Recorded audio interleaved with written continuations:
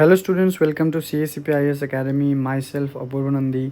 Today's date is 8th of May. So like I hope that you have seen the video on Operation Sindoor that has been created by me yesterday on that is on 7th of May. So today's newspaper analysis is also based on that operation only.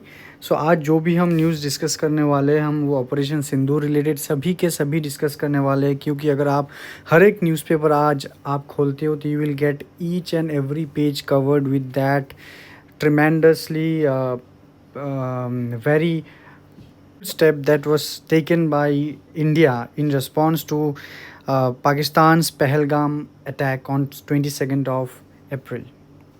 So आज जो हम देखने वाले हैं that is again we will discuss little bit about Operation Sindoor. Already we have covered it.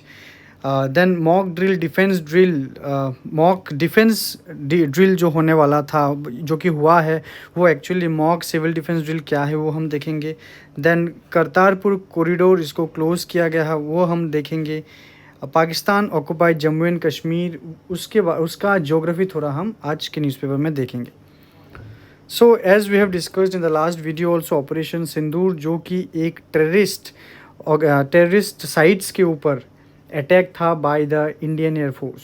A total of 9 sites had been attacked by the Indian Air Force in the Pakistan and 5 of them were in the Pakistan occupied Jammu and Kashmir.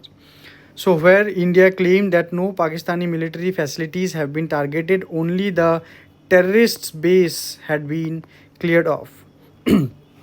Okay, so there was also sharp escalation by the Pakistan where 38 people were injured in Indian side and 9 civilians were also dead. That is the very bad part that has been created by Pakistan. Operation Sindoor में अगर आप देखते हो कौन से जगह पर attack हुआ था वो था मुजफ्फराबाद, कोटली, गुलपुर, भीमबर, सियालकोट, चकमरू, मुरिदकी और बहावलपुर.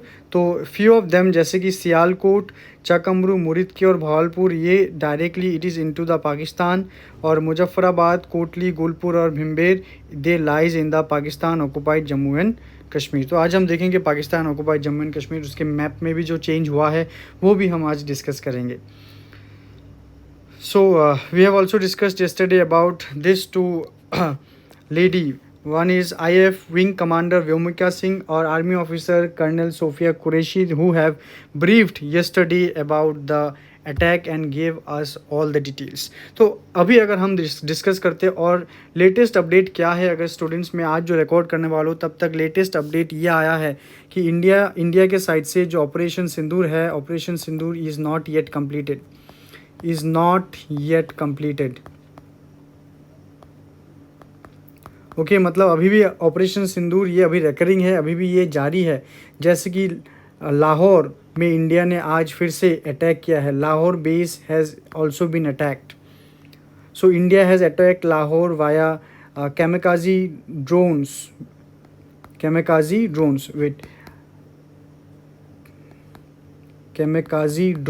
तो ये आप याद रखिए, ये जो कैमेकाजी ड्रोन है ये मेड इन इंडिया ड्रोन है. तो ये एग्जामिनेशन के लिए इंपॉर्टेंट हो सकता है, made in India drone. Alright, जो इंडियाज़ इंडिजनाइजेशन ऑफ डिफेंस है, इंडिजनाइजेशन ऑफ वेपन्स है, तो आज के डेट में इंडिया उसको यूज़ कर रहे हैं for its own defence and also for attacking the परपिट्रेटर्स.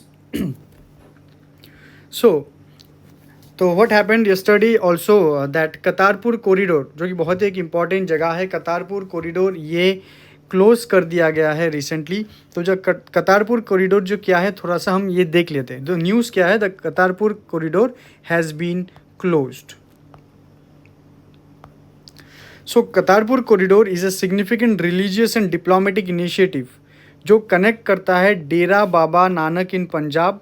India में जो डेरा बाबा नानक इन पंजाब है जो उनको एक गुरुद्वारा है, और गुरुद्वारा करतारपुर साहिब इन नरवाल डिस्ट्रिक्ट ऑफ पंजाब इन पाकिस्तान. देखिए पंजाब जो प्रोविंस था ये थोड़ा सा इंडिया में भी लाई करता है और उसके साथ साथ पंजाब जो है ये पाकिस्तान में भी लाई करता है.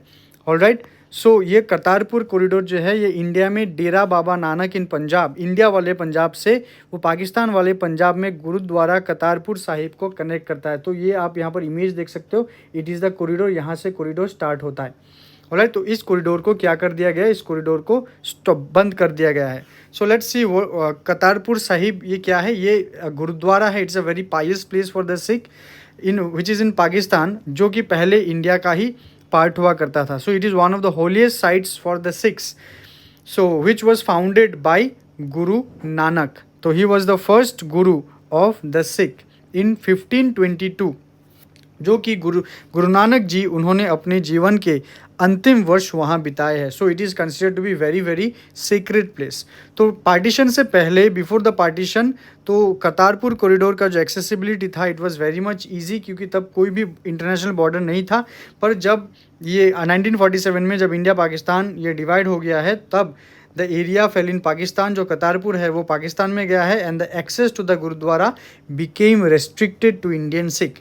ठीक है, so if you see the map here, तो यू सी कि ये है इंडिया का डेरा बाबा नानक, ये इंडिया में आता है, और ये है करतारपुर साहिब, तो ये आता है पाकिस्तान में। तो ये जो रूट है विच क्रॉसेस द रावी रिवर, सो ये जो है वो ये वाला रीजन है Kartarpur corridor.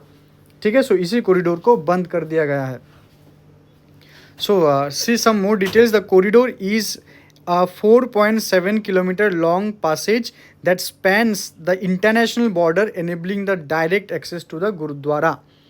Okay, so India Pakistan के एग्रीमेंट में भी ये शामिल था कि ये जो रूट यूज़ किया जाएगा for the Indian Sikh to travel Kartarpur Sahib, जो कि अभी कल ही बंद कर दिया गया है। So the next news is about mock drill. So ये न्यूज़ रिसेंट ना बोल के भी अगर जो है ये 7th को होने वाला था, जो mock drill, mock civil defence drill था, तो वो क्या था, वो क्या होने वाला था या फिर क्या हुआ है वो हम देखेंगे, जो कि it is the complementary to the operation Sindoor. So mock drill क्या था, what do you mean by mock? Mock means practice, mock का मतलब होता है प्रैक्टिस। तो मॉक ड्रिल एक प्रैक्टिस ड्रिल है जो वार टाइम क्राइसिस में जैसे कि गवर्नमेंट ऑफिशियल्स हो, गवर्नमेंट अदर डिपार्टमेंट्स हो या फिर सिविलियंस हो, तो उनको एक ट्रेनिंग प्रोवाइड किया जाएगा कि सच्ची में जब वार टाइम क्राइसिस आएगा तब उनको कैसे एक्ट करना चाहिए। तो you can say that it is a preparation for the citizen, emergency responders and government agencies for potential war time crisis. तो वार टाइम क्राइसिस का मतलब युद्ध के time, specially involving civil protection, कि वार के वक्त क्या होता है, सबसे ज़्यादा जो अफेक्टेड होता है दे आर द सिविलियंस, मतलब हम। तो कम से कम सिविलियंस को तकलीफ़ पहुँचे, कम से कम हार्म सिविलियन को हो, उसके लिए वो ड्रिल किया गया था। तो उसका ऑब्जेक्टिव क्या क्या था, जैसे कि number 1, to ensure that civilian population is prepared for various war time scenarios, कि हमें वार टाइम सिनेरियोज़ में प्रिपेयर करने के लिए तो हमारा जो रिस्पॉन्स होगा तो वो क्या होना चाहिए, तो उसके लिए वो ड्रिल, वो है उसका first objective. Second objective is test the effectiveness of coordination among government agencies. So different government agencies, whether they are the Home Guard, whether they are the CRPF, whether they are the RPF or any other security agencies involved for our security, तो वो उन सब के बीच कैसे coordinate करेंगे, along with the local authorities, also very importantly us the citizen. Next, to assess the speed and efficiency of emergency responses to protect lives and minimize damage, जो मैंने आपको फर्स्ट पॉइंट में ही बोल दिया। So now let's see mock drill, किस किस type के mock drill होते हैं। जैसे कि the first one is evacuation drill, कि मान लीजिए कि आप आपके घर के अंदर हो वार के टाइम, या फिर it is the first situation and the second situation can be you will be outside your home. Okay, so अभी जो बात है तो टू इवाकुएट, कि जब वार सायरन जब वो बजेगा तब आप कैसे एक्ट करेंगे। So you will evacuate yourself to a safer place. तो फर्स्ट हो सकता है कि अथॉरिटीज़ आपको बोल दे सकते हैं बिफोर हैंड कि आपको तुरंत ही कोई एक XYZ जगह पर तुरंत ही आपको अपने आप को इवाकुएट करना है। तो आप कैसे इवाकुएट करोगे, कितने जल्दी इवाकुएट करोगे, वो है evacuation drill. Next is shelter drill. अगर मान लीजिए एयर स्ट्राइक हो जाए तो उस टाइम हम कैसे शेल्टर ड्रिल लेंगे। तो ये कहा जाता है कि अगर आपके बिल्डिंग के नीचे अगर बेसमेंट हो या फिर बेसमेंट ना हो, अगर if there the ground floor you can use, कि ग्राउंड फ्लोर में सबसे जो कॉर्नर में सबसे सेफ या फिर स्ट्रॉन्ग पोजीशन जो आपको मिले, आप वहाँ पर अपना इवैक्यूएशन करेंगे, वहाँ पर आप अपना शेल्टर लोगे। Next is rescue and medical drills, कि अगर मान लीजिए कि अटैक हो गया है तो किसी को कुछ हानि हुआ है, तो आप अपना और अपने परिवार या फिर जो आपके क्लोज में है उनके रेस्क्यू आप कैसे करोगे और उनको फर्स्ट एड आप कैसे देंगे। तो वही जो प्रैक्टिस करवाया जाएगा, that is the mock drill. So who are the agencies or stakeholders involved? They are the government agencies, local authorities, citizens, as well as, very importantly, the role of media. Next, let's see कि जैसे कि operation Sindoor में 5 attack हुआ है Pakistan occupied Kashmir में, जो terrorist basis थे वहाँ पर। तो हम देखेंगे what is the geography of the Pakistan occupied Jammu and Kashmir. तो अगर आप यहाँ पर ये मैप देख सकते हैं, तो ये मैप रिसेंटली चेंज हुआ है, क्योंकि पहले अगर जो लद्दाख रीजन था ये वाला रीजन था, but after the abrogation of article 370 तो जो लद्दाख जो है इसको यूनियन टेरिटरी घोषित करके इसका जो एरिया है वो ब्रॉड कर दिया गया, और जम्मू एंड कश्मीर अभी ये वाला एरिया है। पर अगर हम पिछले वाले कंटेक्स्ट में देखते हैं तो पाकिस्तान ऑक्युपाइड कश्मीर ये वाला रीजन होता है। सो ये वाला देखिए, मैं रेड कलर डॉट से ये मार्क कर रहा हूँ, तो this is the apparently this will be the Pakistan occupied Kashmir. तो आज के डेट में अगर आप देखने के लिए जाओ सिर्फ ये वाला रीजन, फिर से लेट मी रब इट, तो आज के डेट में अगर आप देखने के लिए जाए तो ये वाला रीजन जो है ये पाकिस्तान ऑक्युपाइड कश्मीर में आएगा। ऑलराइट, नाउ तो जो अटैक हुआ है, अगर हम फिर से वो वाला मैप देखते पहला वाला, तो यहाँ पर हम नए वाले मैप ने पुराने वाले मैप से देख रहे कि जो आज के डेट में जो लद्दाख है तो उसको भी हम पाकिस्तान ऑक्युपाइड कश्मीर कंसीडर करके हमने ये डेटा दिया है। तो आप देखिए ये वाला मुजफ्फराबाद, कोटली, गुलपुर, भिम्बेर, ये जो है it comes in the Pakistan occupied Jammu and Kashmir, जो आज के डेट में जो जम्मू एंड कश्मीर को डिमार्केट किया गया वो वाला हिस्सा है। नाउ जो जम्मू एंड कश्मीर का मैप है it is very much debated, और आज के डेट में और भी ज़्यादा डिबेटेड बन चुका है। But let's see, traditionally it comprises of 2 main region. एक है आज़ाद जम्मू एंड कश्मीर AJK, जो कि नॉमिनली सेल्फ गवर्निंग है। तो इसको कोई भी गवर्नमेंट, मतलब ये इंडिया क्लेम नहीं करता कि पाकिस्तान इसको गवर्न करे, it is self governing, Pakistan वो अपने कंट्रोल में लेके उसको सेल्फ गवर्न कर रहे। और एक पार्ट है गिलगिट बल्तिस्तान, जो कि डायरेक्टली एडमिनिस्ट्रेट किया जाता है पाकिस्तान। तो आज़ाद जम्मू एंड कश्मीर जो है वो सेल्फ गवर्निंग है। वहाँ के जो सेपरेटिस्ट है, वहाँ का जो आपका सेशनिस्ट है, so the secessionists are the one who wants that particular region to be acclaimed as a new country, not to be a part of Pakistan। तो वो जो ग्रुप है तो वो सेल्फ गवर्न कर रहे हैं, और जो गिलगिट बल्तिस्तान है वो डायरेक्टली पाकिस्तान द्वारा गवर्न किया जा रहा है। पर इंडिया इन दोनों ही रीजन को इंडिया का इंटीग्रल पार्ट मानता आया है और मानता चलेगा। So let's see some historical background of Pakistan occupied Jammu and Kashmir. Like in 1947, Maharaja Hari Singh signed the instrument of accession to join India following the tribal invasion supported by Pakistan. फिर क्या हुआ, 1947-48 में India Pakistan का पहला युद्ध start हुआ, तो जहाँ पर Pakistan had occupied large parts of Jammu and Kashmir. उसके बाद जवाहरलाल नेहरू ही went to United Nations and it seek the mediation of United Nation and announced a ceasefire in January 1949 which formally draw the line of control but which is not considered to be an international border। so जो ये line of control है ये एक disputed boundary है।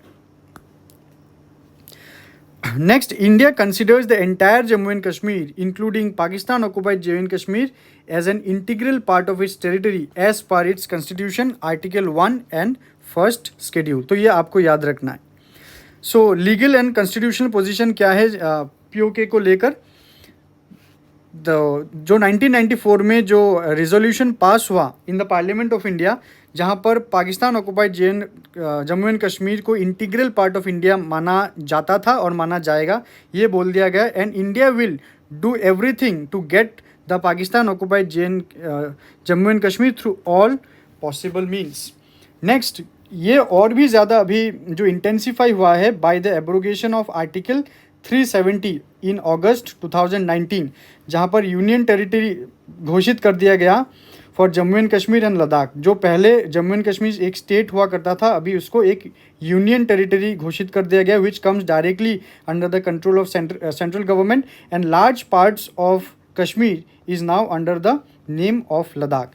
India reiterated claim over Pakistan occupied Jammu and Kashmir and Aksai Chin by the resolution passed in the parliament, as well as by the abrogation of Article 370, which actually provided the special status to the state of Jammu and Kashmir.